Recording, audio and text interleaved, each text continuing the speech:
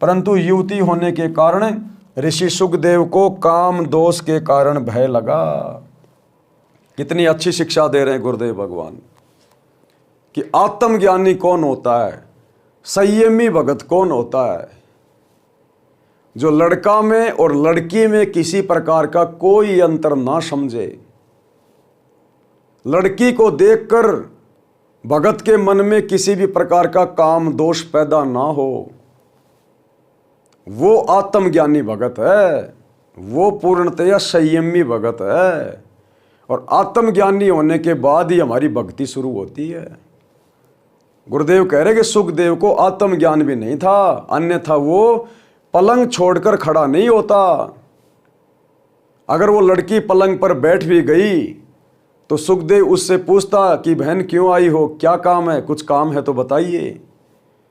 अन्यथा उससे परमात्मा की चर्चा करने लग जाता कि बहन बहुत अच्छा किया परमात्मा ने जो आपको भेज दिया, मुझे भी नींद नहीं आ रही थी, चलो बहन मैं आपको सृष्टि रचना सुनाता हूँ, परमात्मा की थोड़ी चर्चा करता हूँ, जब नींद आ जाएगी तो मैं सो जाऊँगा, आप भी जाकर अपना विश्राम करना।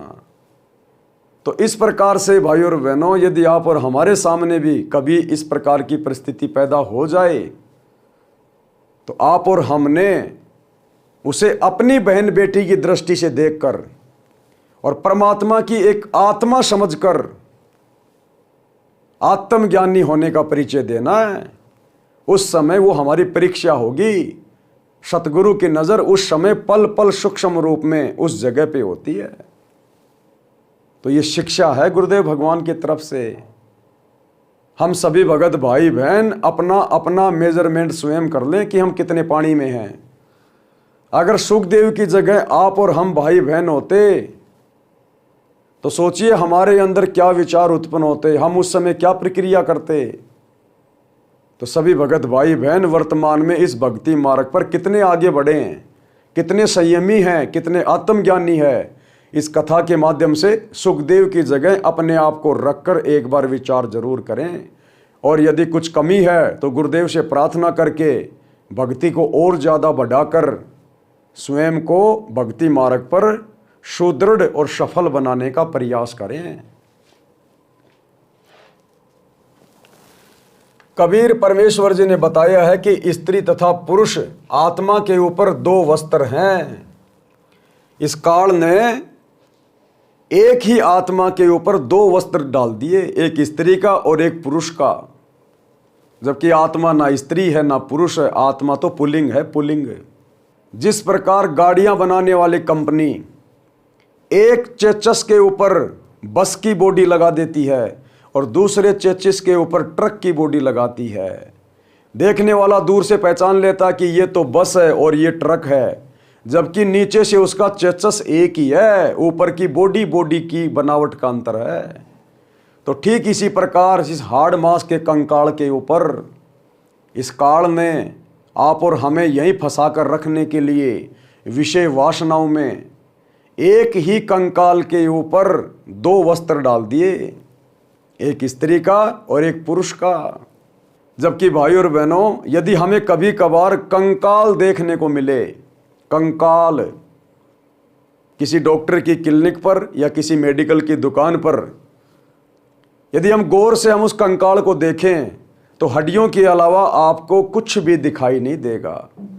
ना आपको स्त्री के स्तन दिखाई देंगे, ना आपको स्त्री या पुरुष की प्रजनन इंद्री दिखाई देगी, ना आपको कोई सुंदरता दिखाई देगी, ना कोई चेहरे अलग अलग दिखाई देंगे। केवल वो कंकाल दिखाई देगा, कंकाल। और उसी कंकाल के ऊपर हाड़ मांस से इस काल ने स्त्री और पुरुष बना दिए, और उसी चीज में हम भाई बहन भ्रमित हो रहे हैं, भ्रमित।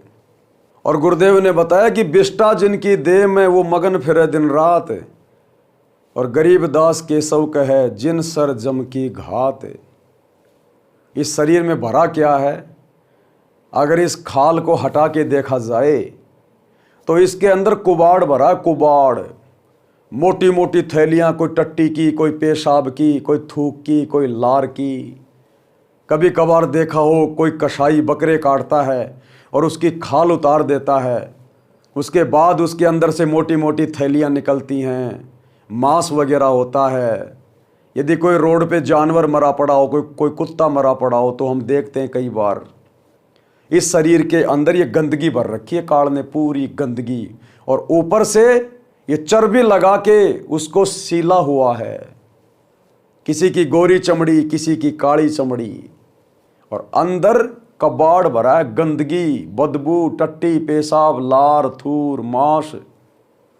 और इसी को देख के हम भाई बहन आकर्षित हो जाते हैं कि वाह कितना सुंदर है, कितनी सुंदर है। अगर एक नज़र आध्यात्मिक दृष्टि से, तत्व ज्ञान की दृष्टि से, यदि जरा सा हम उस खाल को उतार कर देखें, और ये चर्बी भी गुरुदेव ने बताया केवल इतनी है जितना प्याज के अंदर छिलके के ऊपर जो झिल्ली होती है, झिल्ली मकड़ी के जाड़े जैसी पतली सी, बस ये चर्बी इतनी है। अगर इसको जरा सा कोई खरोच के देखे तो तुरंत खून निकल आता है। तो इस काल ने इस प्रकार हमारे को भ्रमित किया हुआ है। एक ही चेचस के ऊपर, एक ही कंकाल के ऊपर, एक ही आत्मा के ऊपर इसने दो आवरण ढक दिए, एक स्त्री का और एक पुरुष का। तो गुरुदेव के ज्ञान को आधार बनाकर हमने इन चीज़ों पर विशेष तौर पर विचार करना होगा, अन्यथा ये काल हमारे को भ्रमित किए बिना रहेगा नहीं।